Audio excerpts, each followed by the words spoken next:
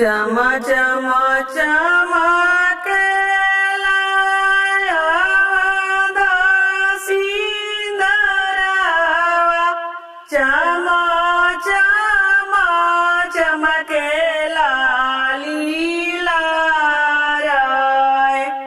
अरे चमा चमा चमकेली बेटी हो दुलारी बेटी बैठल बाड़ी पापाजी के जांघाय।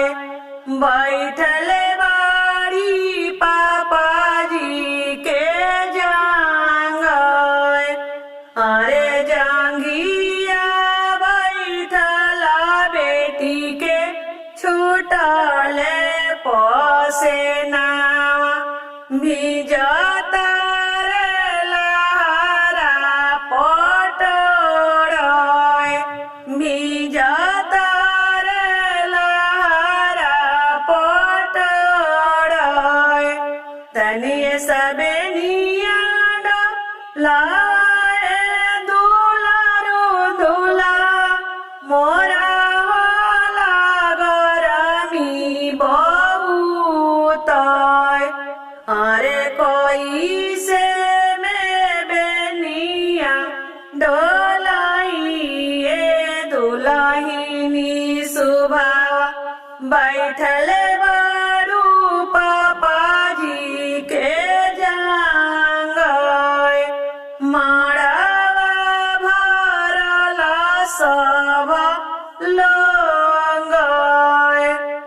अतना बचन जब सुनले दुलारू भैया हाके लगले अपनी रुमालाय।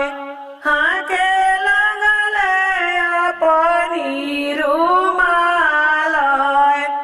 अरे अपना दुलारी दीदी के बेनी यहाँ डोलाइबो ए साले के मारो से निकालाय। ए साले के मारो से निकालाय। अरे अतना बचन जब सुने